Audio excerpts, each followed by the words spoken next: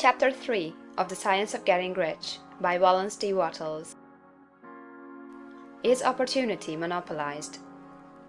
No man is kept poor because opportunity has been taken away from him, because other people have monopolized the wealth and have put a fence around it. You may be shut off from engaging in business in certain lines, but there are other channels open to you. Probably it would be hard for you to get control of any of the great railroad systems. That field is pretty well monopolized. But the electric railway business is still in its infancy, and offers plenty of scope for enterprise. And it will be but a few years until traffic and transportation through the air will become a great industry, and in all its branches will give employment to hundreds of thousands and perhaps to millions of people. Why not turn your attention to the development of aerial transportation, instead of competing with J.J. Hill and others for a chance in the steam railway world? It is quite true that if you are a workman in the employ of the Steel Trust, you have very little chance of becoming the owner of the plant in which you work. But it is also true that if you will commence the act in a certain way, you can soon leave the employ of the Steel Trust. You can buy a farm of from 10 to 40 acres and engage in business as a producer of foodstuffs.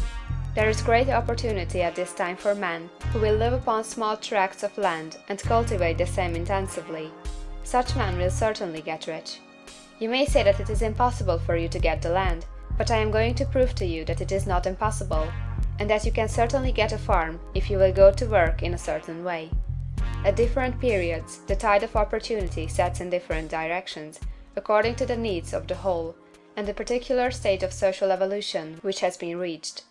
At present, in America, it is setting toward agriculture and the allied industries and professions. Today, opportunity is open before the factory worker in his line.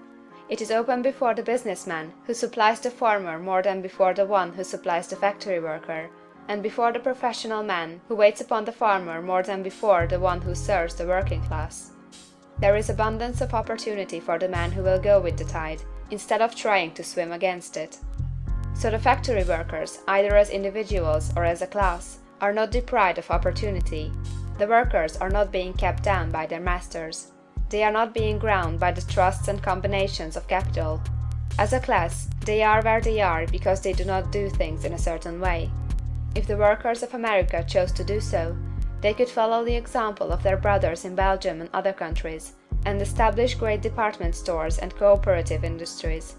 They could elect men of their own class to office, and pass laws favoring the development of such cooperative industries, and in a few years they could take peaceable possession of the industrial field. The working class may become the master class whenever they will begin to do things in a certain way. The law of wealth is the same for them as it is for all others. This they must learn, and they will remain where they are as long as they continue to do as they do. The individual worker, however, is not held down by the ignorance or the mental slothfulness of his class. He can follow the tide of opportunity to riches, and this book will tell them how. No one is kept in poverty by a shortness in the supply of riches. There is more than enough for all.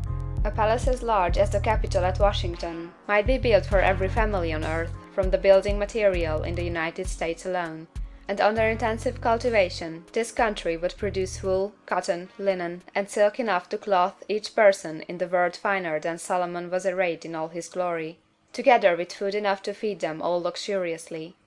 The visible supply is practically inexhaustible, and the invisible supply really is inexhaustible. Everything you see on earth is made from one original substance, out of which all things proceed. New forms are constantly being made, and older ones are dissolving, but all are shapes assumed by one thing.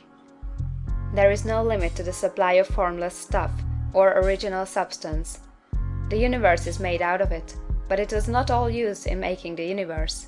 The spaces in, through, and between the forms of the visible universe are permeated and filled with the original substance, with the formless stuff, with the raw material of all things. 10,000 times as much as has been made might still be made, and even then we should not have exhausted the supply of universal raw material. No man, therefore, is poor because nature is poor, or because there is not enough to go round. Nature is an inexhaustible storehouse of riches. The supply will never run short.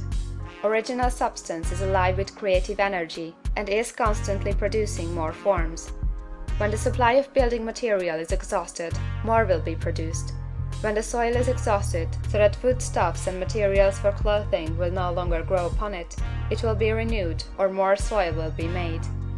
When all the gold and silver has been dug from the earth, if man is still in such a stage of social development that he needs gold and silver, more will be produced from the formless.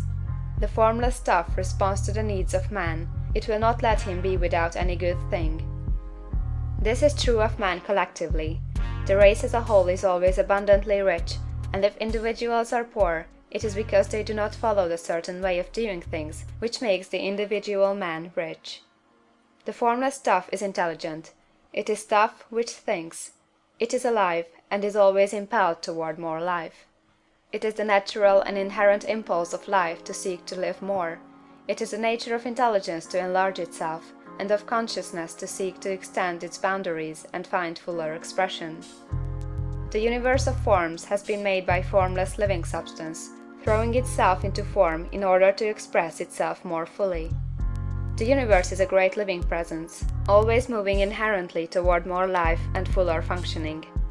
Nature is formed for the advancement of life. Its impelling motive is the increase of life. For this cause, everything which can possibly minister to life is bountifully provided. There can be no lack unless God is to contradict himself and nullify his own works.